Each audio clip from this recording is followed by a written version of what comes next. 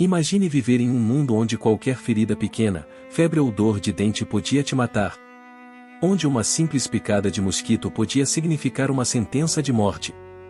Um mundo onde a medicina se misturava com orações, superstições e sangue. Esse mundo foi real. Foi Roma. Foi Grécia.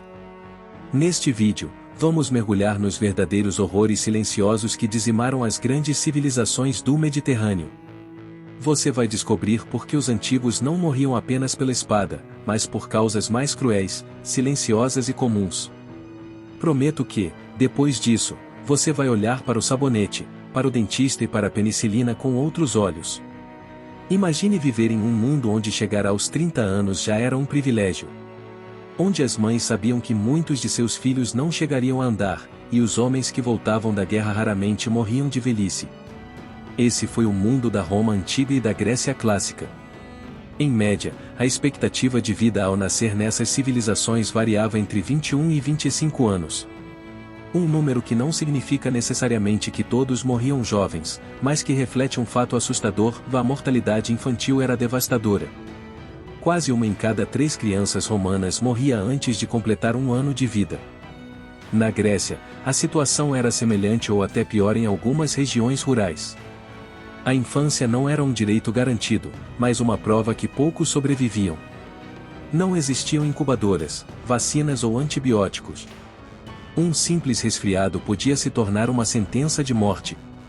Os registros arqueológicos revelam algo inquietante: quase não foram encontrados túmulos com lápides para bebês romanos.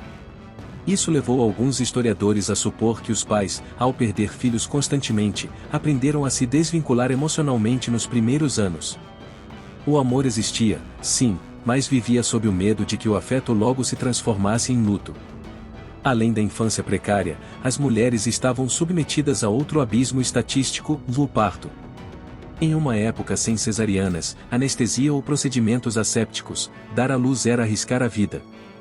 Muitas mulheres morriam ao dar à luz ao segundo ou terceiro filho. E as que sobreviviam, em sua maioria, não passavam dos 38 anos. A mortalidade materna foi, sem dúvida, outra das principais causas de morte silenciosa. Os homens, por sua vez, estavam condenados à guerra, ao trabalho físico exaustivo e a doenças sem nome.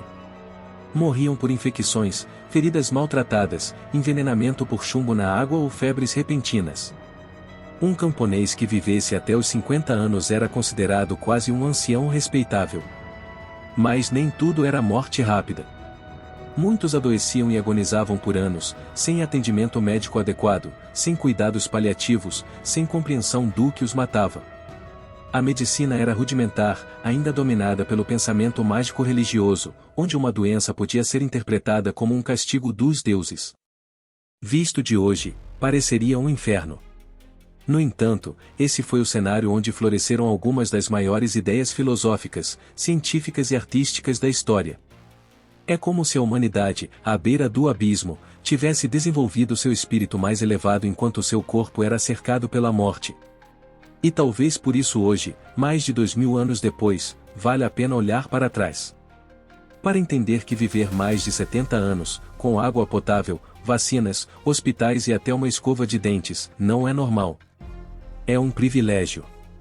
Na Roma Imperial e na Grécia Antiga, adoecer era o primeiro passo rumo à morte. Sem antibióticos, vacinas ou protocolos eficazes de higiene, qualquer infecção podia evoluir até se tornar letal. E o mais assustador: o inimigo não se via, não tinha rosto, forma ou remédio.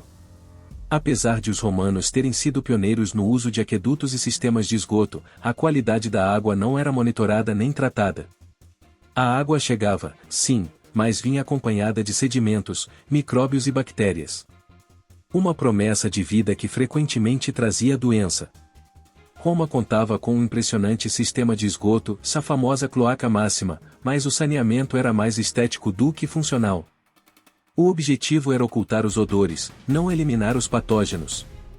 E as latrinas públicas, embora fossem um avanço em relação a outras civilizações, eram focos de contágio em massa, onde dezenas de pessoas compartilhavam o mesmo espaço sem nenhum tipo de proteção sanitária.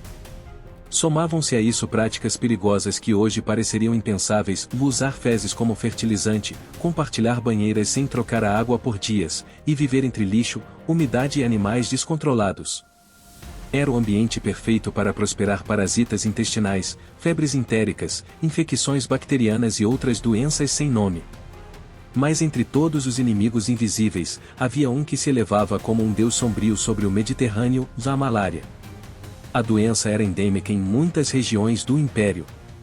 Roma e outras cidades importantes estavam rodeadas por pântanos e brejos, lugares ideais para a proliferação dos mosquitos do gênero Anopheles, portadores do parasita mortal. Sem repelente, mosquiteiros ou qualquer ideia do que era um vetor biológico, as pessoas só sabiam que a febre chegava de repente, devastava seus corpos e, muitas vezes, nunca os largava.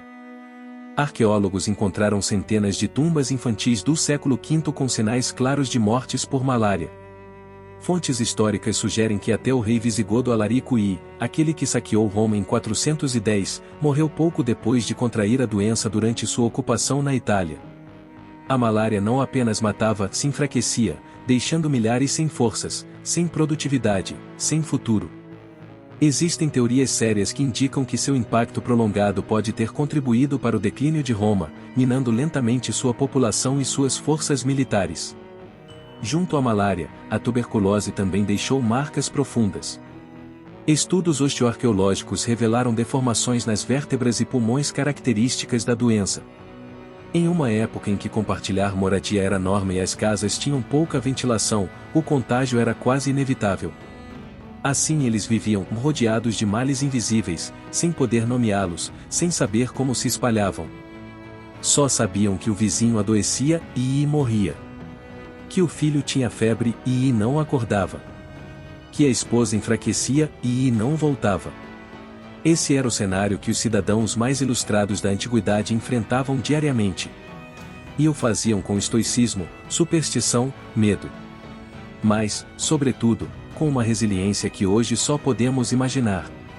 Poucas civilizações foram tão engenhosas quanto a romana. Seu legado arquitetônico e tecnológico continua a impressionar o mundo. Mas, entre seus maiores avanços, esconde-se uma armadilha invisível, um assassino que por séculos infiltrou-se gota a gota em seus corpos: o chumbo. Em tempos em que a toxicologia nem existia como palavra, os romanos descobriram que esse metal macio era ideal para suas necessidades práticas, e não oxidava, era fácil de moldar e abundava na natureza. Então, usaram para tudo: tubulações de água, utensílios de cozinha, cosméticos, moedas, remédios e até para adoçar o vinho. Sim, o que deveria refrescar a vida, envenenava lentamente o corpo. Uma pesquisa da Universidade de Minnesota revelou que os ossos dos antigos romanos contêm até 10 vezes mais chumbo do que os de um cidadão moderno comum. E, se levarmos em conta que as classes altas bebiam até 3 litros de vinho por dia, armazenado em ânforas revestidas com sais de chumbo, o cenário fica assustador. Esse veneno silencioso não causava mortes súbitas, e era mais sutil, mais cruel. Atacava o sistema nervoso central, provocando mudanças de comportamento, alucinações, perda de memória, fadiga crônica, infertilidade, falência renal e, finalmente, um declínio físico e mental implacável. Alguns historiadores atribuem os delírios e atos erráticos de imperadores como Calígula ou Nero aos efeitos dessa intoxicação acumulativa. O chumbo também estava presente nos cosméticos das mulheres aristocráticas, nos ungüentos médicos e até na maquiagem teatral. Não havia escapatória. Do banho ao copo de vinho, Roma banhava-se em chumbo sem saber. Mas os efeitos do chumbo não eram só neurológicos. Também enfraquecia o sistema imunológico, tornando-os ainda mais vulneráveis às infecções ao redor. E, se o envenenamento não matasse diretamente, enfraquecia silenciosamente gerações inteiras. O chumbo foi uma das causas do declínio do Império? Alguns pesquisadores acreditam que sim. Um império cujos líderes, pensadores e soldados estavam lentamente intoxicados e tinham o futuro envenenado por dentro. E o mais irônico é que, na ânsia de serem mais sofisticados, mais limpos, mais modernos, os romanos escolheram sem saber o inimigo mais tóxico de todos. O chumbo lhes deu poder e lentamente lhes tirou a vida. Em um mundo sem anestesia, sem obturações, sem escovas de dentes, a dor era uma constante na boca de quase todos os gregos e romanos. À primeira vista, parece um detalhe menor comparado à peste ou à malária. Mas se você já sentiu uma dor de dente aguda, sabe que isso pode se tornar um inferno que consome a alma. Os romanos, especialmente os pobres, tinham uma dieta quase exclusiva à base de pão de trigo. Esse pão era denso, sem fermento, e muitas vezes moído com pedras que deixavam resíduos de areia e pó. Isso transformava cada mordida em uma lixa abrasiva para os dentes. Com os anos, os molares ficavam desgastados, lascados e, finalmente, podres. A falta de higiene bucal era generalizada. Não existiam pastas de dente nem enxaguantes bucais. Alguns usavam cascas de ovo trituradas, carvão ou até urina fermentada como método de limpeza. Paradoxalmente, o oclareamento com esses elementos muitas vezes agravava as infecções. E quando a cárie atacava, não havia escapatória. Um simples abscesso dental podia se transformar em uma infecção que chegava ao osso, perfurava a mandíbula e causava a morte por septicemia. Nos restos ósseos da época, foram encontrados inúmeros casos com cavidades maxilares totalmente deformadas por infecções. A arqueologia confirma que a maioria dos adultos romanos perdia vários dentes antes de morrer, muitas vezes antes dos 40 anos. A dor de dente era um companheiro silencioso, uma pontada diária, um pesadelo sem cura. E a solução? Em muitos casos, extrair o dente sem anestesia. Uma prática tão brutal que muitas pessoas preferiam morrer do que se submeter a ela. Nas classes altas, alguns médicos experimentavam fórmulas à base de ervas, mandrágora e ópio. Mas não curavam, apenas adormeciam temporariamente o sofrimento. Às vezes, também aplicavam sangrias, acreditando que liberar sangue aliviaria a dor. O resultado era uma população que vivia em meio a sussurros de sofrimento. Em silêncio. Sem reclamar muito. Porque no mundo antigo, a dor não era exceção e era a regra.